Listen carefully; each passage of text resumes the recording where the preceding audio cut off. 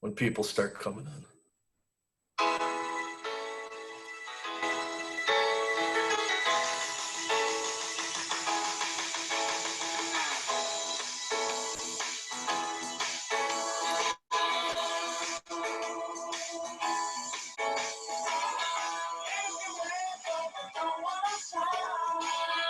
Hey guys, we're going to be starting in just a couple of minutes. We've got some late arrivals, so we're going to get my marketing guy, Michael, shooting out an email blast. So we're going to start in about 60 seconds.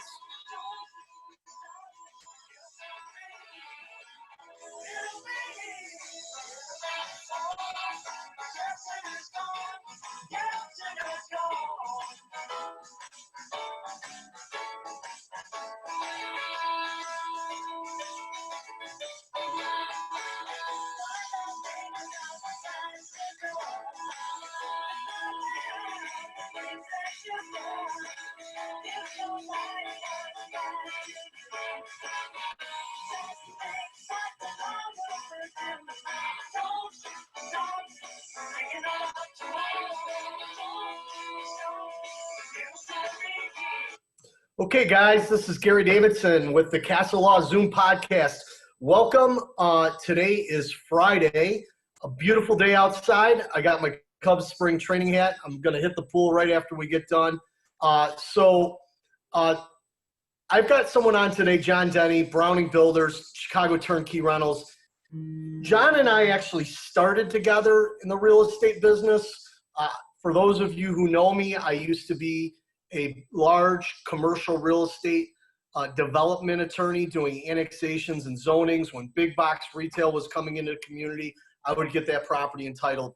You know, around 2004, 2005, when the housing market collapsed, there was a lot of opportunity for contractors like John, high net worth individuals like hedge funds, private equity groups that I was representing to buy a lot of these distressed assets. And John and I got started. John and I have seen a lot of people come into the business, perform in the business, and get out of the business. And there's 3 or 4 reasons why people don't succeed in real estate. Here's the dirty secret about real estate investing. If you think that real estate investing on your own is a passive endeavor, you've got it all wrong. For those of you who are real estate investors, you know what I'm talking about. A lot of the dreams of real estate are sold based on us living on a beach and just having money arrive. But real estate investing is very, very difficult. And more than 50% of people who begin investing in real estate fail. Real estate investing starts with integrity and it ends with integrity. So if that's not your foundational base, you're not going to succeed. Now, John Denny, who, again, he's been a client of mine for 15 years or so, he started with the concept of integrity, and he's developed a system called Chicago Turnkey Rentals that allows investors to be able to actively participate in real estate, but not get involved in all of that minutia.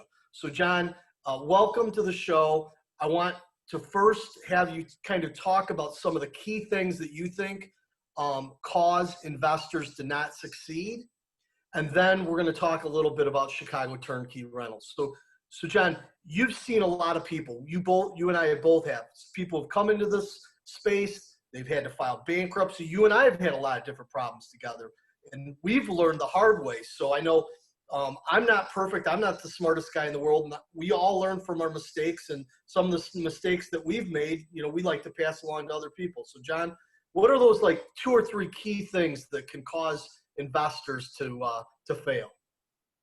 Well, first off, Gary, thanks for having me on the show. You can hear me okay still? I want you to get a little closer. Can you hear me okay? Yep.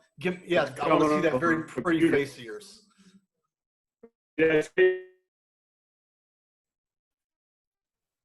Okay, guys. So John is. Can you hear me or is it not? Yeah, but you're frozen.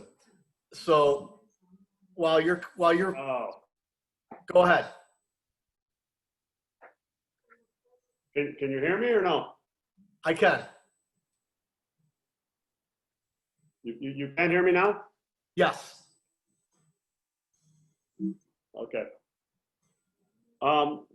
The three keys, and stop me if you can't hear me, but most people come into this and they think about nothing but dollar signs. Okay? It's straight money is the reason they get in it, which I understand. You have to ultimately have a money goal. The problem is they're willing to take and cut corners to get to the money goal, right? They will go into stuff and not fix them correctly, right? In the long run, that will cause you a ton of money, right? When you don't go into a house and rehab them properly, your numbers aren't going to be correct, right? Your maintenance costs are going to end up being higher. Okay, you got to go into these houses and you got to renovate them properly from the start. That means replace everything you can replace. That way there, you're going to get an accurate return on your investment and lower your maintenance costs. Okay, that's number one. Number two, because you put that much money into your house and you treat it like it's your own home, right? Your tenant will respect that house more. They will appreciate you more. That they will then take care of your property. Now, again, not every tenant's going to take care of that property, but your percentages are going to be higher. They like when you give them someplace nice to live and you show them that you took the first step and you're putting them into a brand new home. Okay, that's number two. Number three, you got to fight taxes. We all know we live in Chicago. We live in the state of Illinois that we're going to get taxed to death. You got to appeal taxes. You have to. Every single year, you got to appeal them. You got to file for vacancy. That's just part of the business model and system. You have to do every single year to get the taxes as low as possible and to keep them, going straight to your bottom line. So John, I want to go back to your first point because you and I were talking just the other day on the telephone, and this is something that newer investors don't think about a lot. And sometimes investors who know what they're doing still don't take this extra step, and that's sewer lines, right? When we buy these distressed assets, guys, a lot of times this house has been sitting vacant for 1, 2, or 3 years. And we fix up the property, looks nice, but you haven't looked at the mechanicals and the sewer lines. And what happens in these older communities where they have sewer lines that aren't the best and all these old trees? The tree roots grow in them.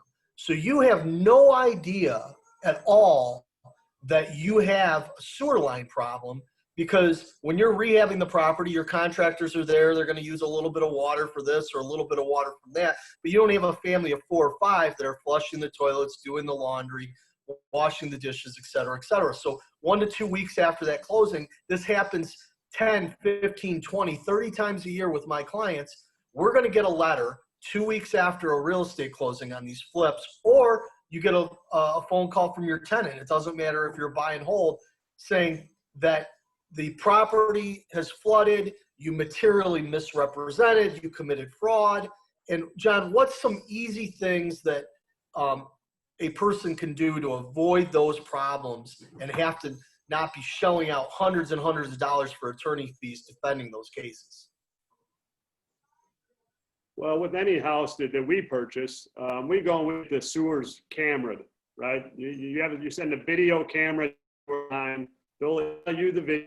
You can see inside of a sewer line, which is very pretty, and it's about $250 to $300. Getting a camera line collapses will not guarantee you from back, right? Once the moves in, your places makes the tree roots expand. That's what for catch them and stuff. Well, John's computer's connected. What I'm going to tell you, hey, John, your computer was bugging out, so I'm going to just summarize what you just said. What John's doing is he's doing what's called preventative medicine.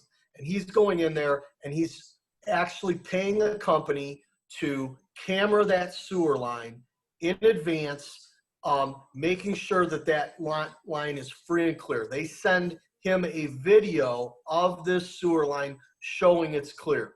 Number one, to avoid the problems with tenants, to avoid the problems with the people who bought his house. But in addition to that, he has evidence then that this line is clear when he's turned over possession to either a tenant or to a new home buyer. Now, John, I see that you're back with us again. Taxes.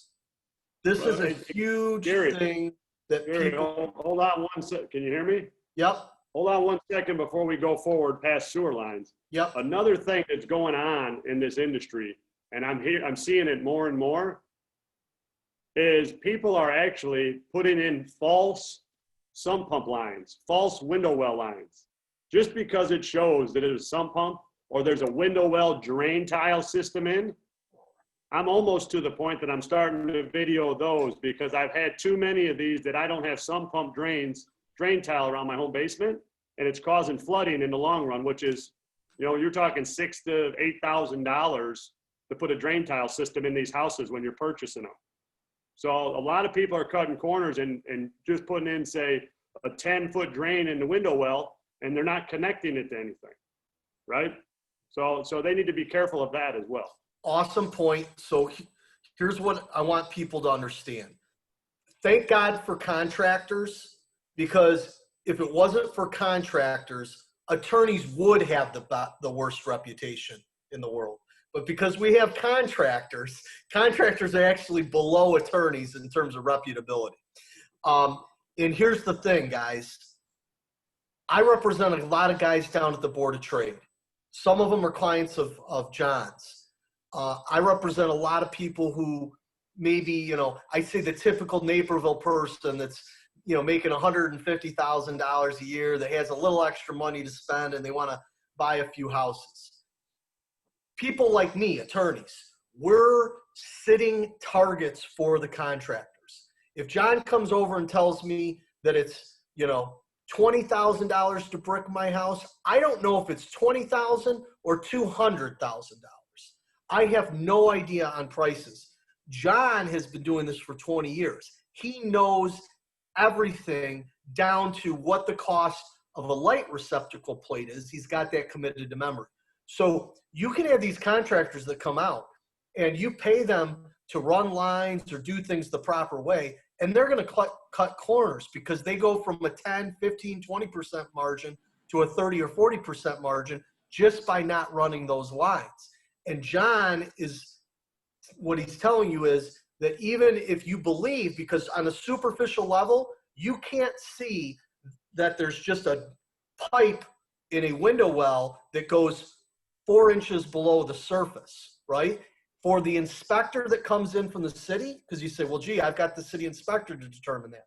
If the pipe's going in 4 inches, that city inspector is going to look down and he's going to think that's properly drained, because it's just like trying to do an inspection after you put up drywall. It can't be done. So he's going to pass that, yet that line has to go out in the yard. Otherwise, the water's going to sit there and come right back in the house. Am I understanding that correctly, John? Yeah, absolutely. Yep. That's exactly how. So very, very, very important for you to have somebody that's your eyes and ears, that's your owner's representative, that can actually understand and know what's going on that these contractors are doing. Because not everybody in this world starts with that integrity position. Now, taxes. I want to talk about taxes a while. What do we have to do in real estate? We need to make sure that we're minimizing our risk and maximizing our return.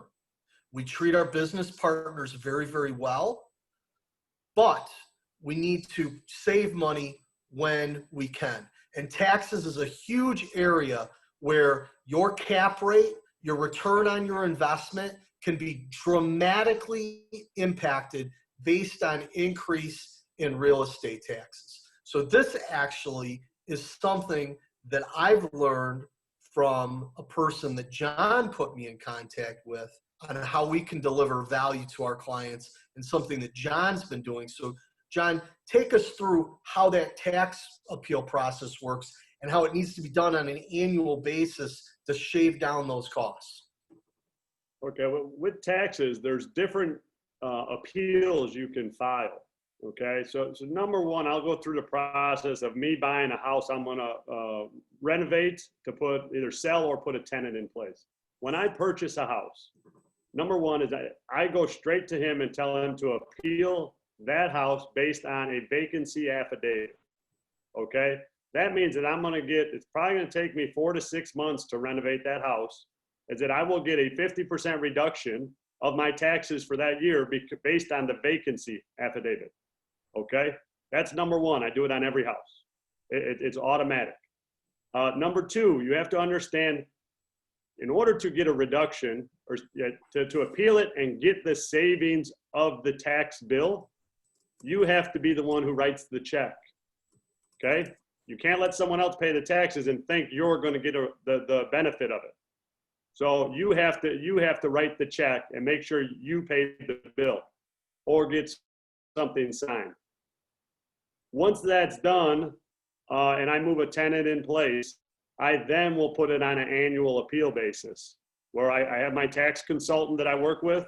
It's just a spreadsheet I send to him and say, here, fight these houses every single year, appeal them, and we usually appeal them at the Board of Trade.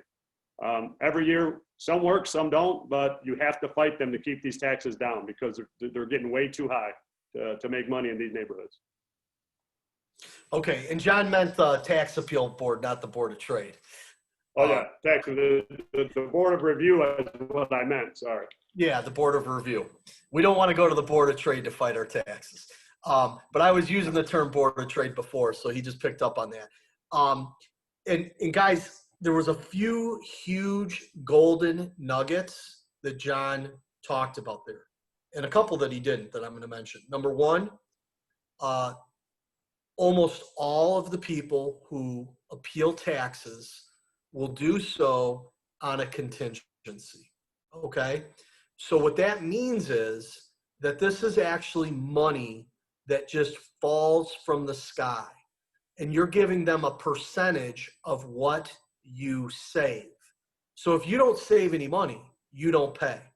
So you're going to be giving them a percentage of what they save. So you've now put yourself in the driver's seat, and you've given them the opportunity to make as much money as possible, because the more money that they save you, the more money that they make. With respect to taxes, John also mentioned that you have to ensure that you pay the taxes.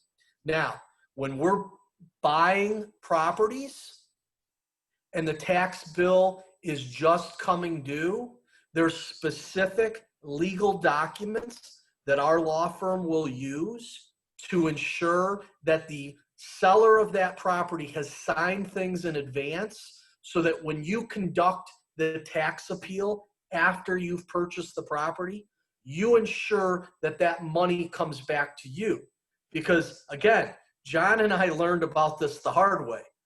Actually, John learned about it the hard way because I didn't know this. It wasn't my money that got lost. It was John's money that got lost. Fortunately, John didn't hold it against me, because you just don't know what you don't know, right?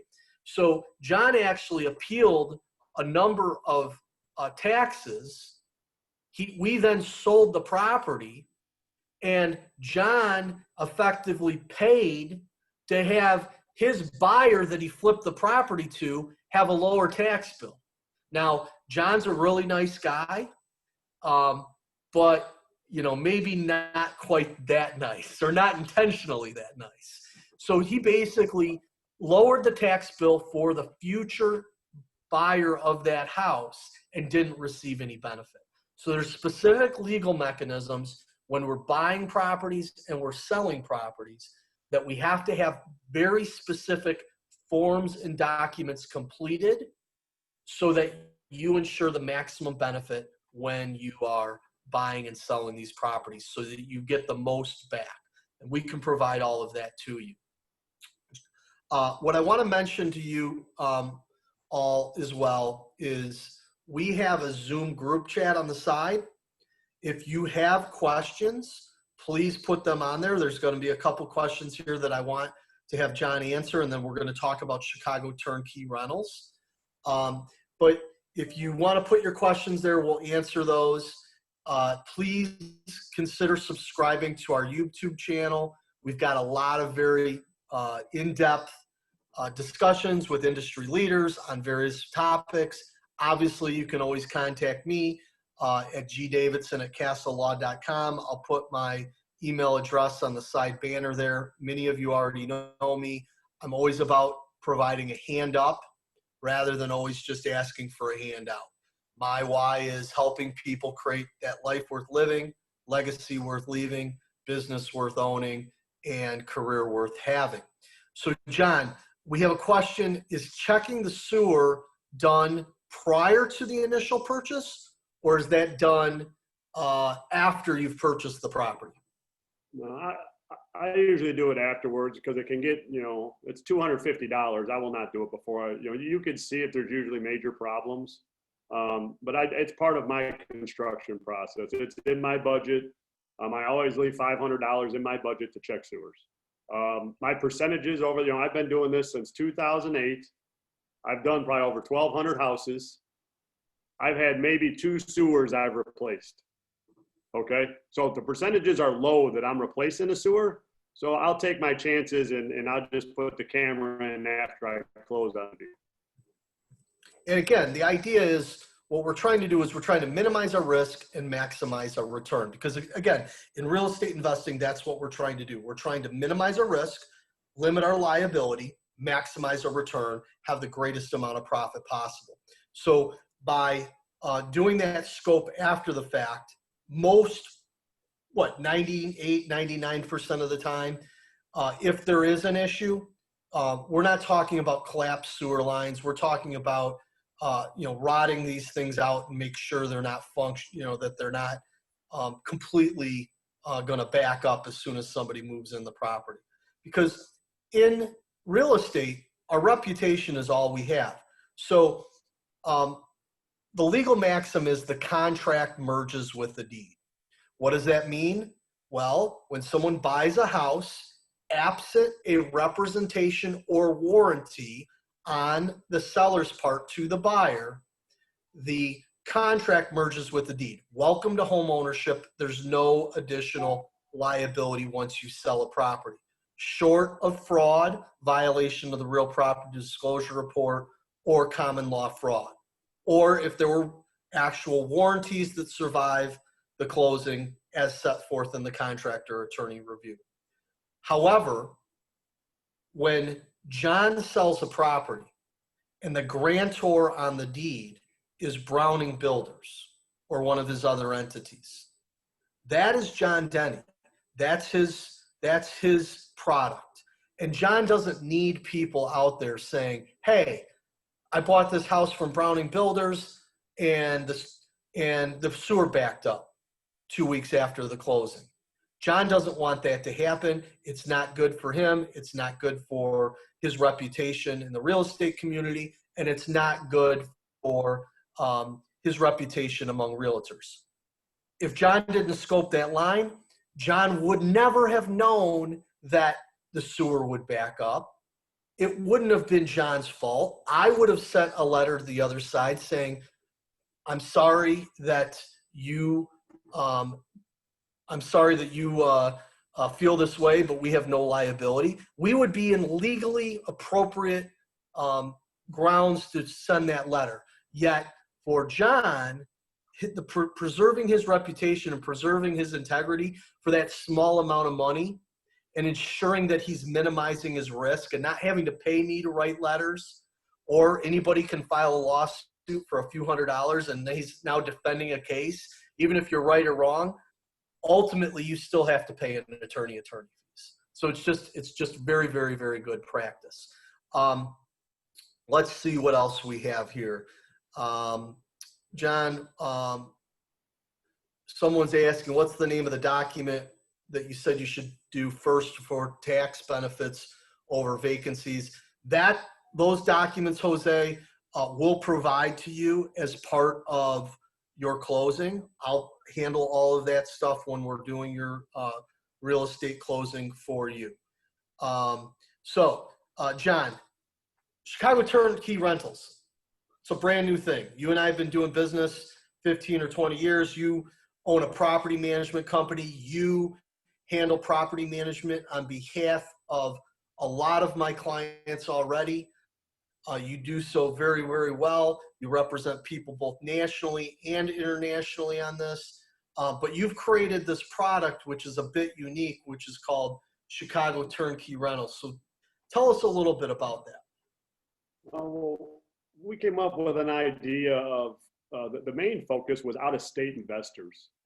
There is tons of dollars sitting in retirement accounts, self-directed IRAs, 401ks, that people are looking for a return on their investment. Not a lot of people want to get into the rental market when they have to do all the stuff themselves, right? They don't understand the construction aspects. They don't understand the rental amounts. They don't understand, you know, the management side of this.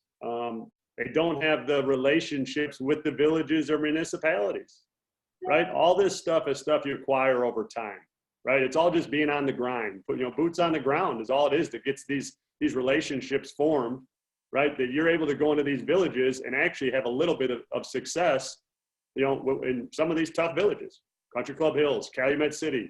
If you're a fresh guy going in those neighborhoods, good luck. That's all I'll say, right? They will chew you up when you go in those two villages. Well, these people with money, they're looking for a return, and real estate has always provided good returns.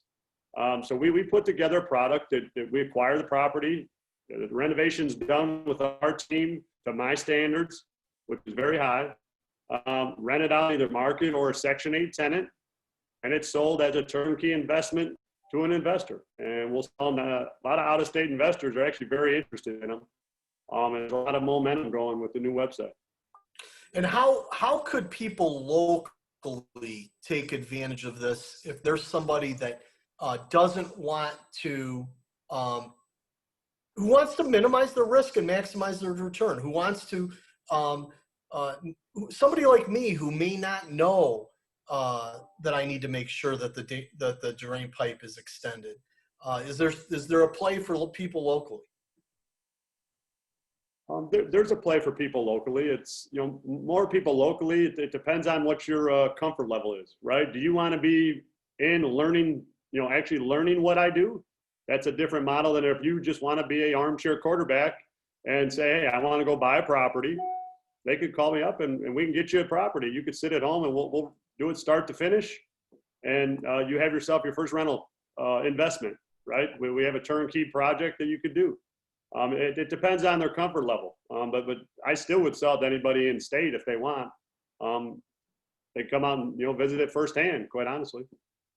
And here's the thing that I've noticed, and what I would encourage people to at least look into, and I'm not trying to pitch John or pitch Chicago Turnkey Rentals. I used to buy a lot of residential property. I don't anymore just because my wife doesn't want residential property. I'm more into commercial, but the thing is, there's so many places where you don't know what you don't know, and places where you can lose money. And I've seen time and time again that lawyers respect lawyers, right? Realtors respect realtors. And it seems to me that the place that people really, really lose in real estate is on the construction side, on the rehab side, on the management of the construction process, and on property management. And the stuff where I'm getting taken advantage of, John can't get taken advantage of because they know he knows. And they know I don't know. And that's really kind of the difference between winning and losing. There's a couple of clients that I've sent to John that extremely smart guys, board of trade guys. They know how to do absolutely everything. But you know what they don't know? They don't know how to rehab a house. And so their cost of rehab is 10x. I mean, I'm just making this number up, but it's something X of what the real number is to rehab that house. So paying John actually saves them money, because you can't save enough money on your own if you have to redo things 2 or 3 times. Or, I don't know, how long does it take to drywall a house? A week? A month? Lining up contractors. John knows all this stuff like the back of his hand. Property management. Let's just talk about that for 10 minutes. We've actually got, and I'm going to get him on again. I interviewed him. Jared Koch just joined us a couple minutes ago, John, so he's listening to us. Jared's another fantastic property manager, does an absolutely magnificent bang out job. John's doing stuff in the suburbs, Cook County suburbs. Jared's doing stuff more in the city. There's a very symbiotic relationship between John and Jared. John, I don't know if you guys had a chance to share clients back and forth yet. I'm not even sure. We've spoke. I don't think we shared any clients yet. Okay, well, we're going to have to make that happen, because even though you guys are in the same world, you're serving a lot of different types of clients. So, John, take us through property management and, in your opinion, your evolution, because you didn't manage properties. You just started to have a significant number of properties yourself, to the point where you had to create this management company. And what's the value of that? What would you say to investors on what's the magic number? Is it when you hit 10 properties, you should start thinking about property management? What is it? Well, with property management, as you said, I started just by buying my own rental properties, right? That was 06, 07, right before the new construction boom, or collapse, I should say. And I started doing it on my own, because I've always, before I go to anybody for money or investments, I'm always one I'll put my own stuff at risk first to see how it works, right? Trial and error. Let's see what we got and see what we need to do. And throughout the years, the property management has changed a little bit, I would say. I think we've become pretty efficient in what we do. We've learned different ways of really maximizing your returns, how to make sure we're collecting rents on time, how we're getting work orders completed, how tenants are putting, how they're sending their work orders to us through our software program. All this stuff has just come over time. If you have 10 and you like people calling your phone all the time, and you like people texting you, like last night, I have a text from a tenant about someone above her jumping up and down at, I think, 11:15 last night. If people like those texts, hey, that's property management. That's fun if you're not bothered by that. But if you have 10 of those and your phone's ringing off the hook, there has to come a certain time where you cannot get your daily activities done, and you're actually losing money because you're putting too much time and energy into managing your own properties instead of looking for other deals, maybe doing other flips, stuff like that. So it's still each person's own unique situation, I would say, of when do they become aggravated by it, right? And John, can you give your, I'm going to put it here on the Zoom chat, but give your email address. There's a number of people that are asking for your contact information, because Robin Wilson, who's a realtor up on the North Shore, really great person, a great connector, been a great client of mine. She's looking for your information. A couple of people that are looking for some off-market opportunities. I know that you always have off-market opportunities. What's your email address? Thanks for putting it up for me, John. So John's email address, guys, if you want to pull up your group chat, if you don't have it on the side, John's email is browningbuildersinc@gmail.com, browningbuildersinc@gmail.com. Obviously, please reach out to me. I'm always happy to connect you with John. John is kind of like me. He is working all the time, Saturdays, Sundays. He answers his email. It keeps both of us married to our wives, although John works with his wife and they're still married. 20 years, September 2nd. He's very tolerant of you. Katie is a wonderful person. So John, before we wrap up here, any golden nuggets for people? Right now, obviously, inventory is very, very, very tight. Interest rates are extremely low. So if people understand the real estate industry, if interest rates are low, that creates market demand because people have more buying power. So your conventional retail buyers are driving up prices, which makes it difficult for investors to get the inventory they need for the investors' demands. Where are the best places that you're finding to locate properties?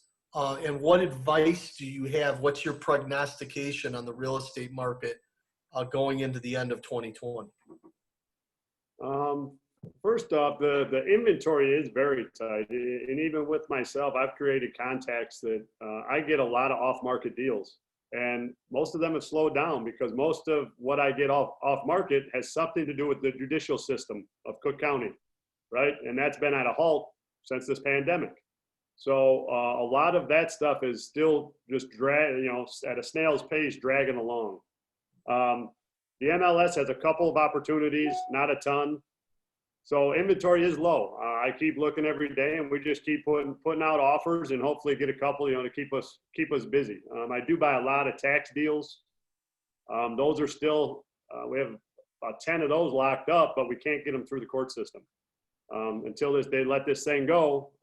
They're just going to sit there, I guess, until they get caught up in the judicial system. So here's what's going to happen, John. I mean, we have, if anybody remembers the Hillside Strangler before George Ryan straightened that out years and years ago, we have this backup of inventory that's being created. The judicial system in Cook County, Illinois, that process, the bureaucracy of it was already slow. And since March of 2020, all of the things that were already in process in the judicial system, i.e. foreclosures and evictions, were already backed up. And there hasn't been any new filings from March, April, May, June, July, now August, 6 months. So when this process opens itself up, we can't even begin to imagine the amount of default, the amount of product that is going to be trying to force its way through basically a one-lane road, which is going to create a tremendous amount of backup, right? So I don't care whether Joe Biden is elected or Donald Trump is elected. We're going to have a market correction, guys. We're going to have a market correction. Interest rates are going to go up, and we're going to move into some degree of a recession. Now, again, most people understand where my politics are. If Trump's elected, he's going to keep the economy humming because that's what he does well. He does a lot of other things not very well, including keeping his mouth shut, but he knows how to run a business and he knows how to run the economy. Things are going to go well.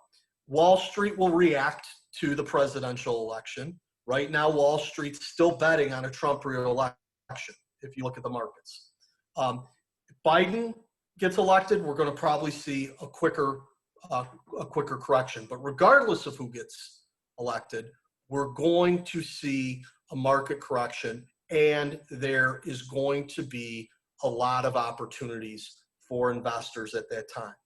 So, investors, we consider ourselves like a predator, whether we're a lion or a bass. We lay in wait looking for opportunities. And when the opportunities present themselves, we seize on those opportunities and we take advantage of those opportunities. We do so in a high level of integrity and honesty. But when those opportunities come, that's where investors are providing a great resource to the American economy by taking that inventory, rehabilitating those properties, and keeping the economy moving. So, John, any final thoughts? Final thought, I guess, would be one more nugget for the property management side. I think there's one other thing is make sure you have the right insurance. It's a big thing I get from even some of my investors that have large portfolios, they get the cheapest insurance they could find for their rental houses. I've learned over the years is that I'm not necessarily about the price of the insurance. I'm not going to pay, $3,000 for a single family home.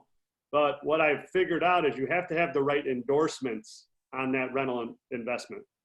If something goes wrong, I need it covered by insurance, so I'm not paying out of pocket. Okay? That's another tool in your tool belt as an investor. You got to understand what insurance is on these properties.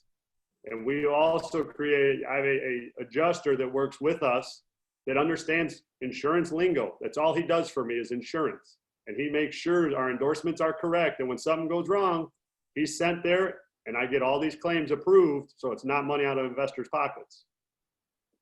That's awesome. That's great insight, John. What most people don't recognize, but it's such an obvious statement. Insurance companies are in the business of collecting premiums and not paying claims. So much like every contractor isn't equal, every attorney isn't equal, every insurance company also isn't equal. And just because you're a real estate attorney doesn't mean you're an investment real estate attorney. Just because you're an insurance broker doesn't mean that you understand the needs of a specific real estate investor property that's non-owner occupied. So again, when you're picking these things, these are the small things, those small steps, those small little modifications that you can make in your real estate investment career that adds up to a massive difference. So this is Gary Davidson. This is the Castle Law Zoom. John, thanks so much for joining me. Thank you for being such a great client of mine for the last 15 years and just a really good friend. We'll talk to you soon.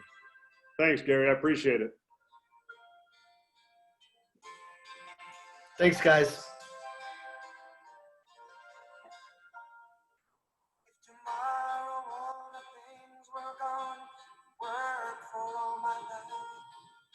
And I had to start again, just my children and my wife. I thank my lucky stars to be living here today, 'cause the flag still stands for freedom, and they can't take that away.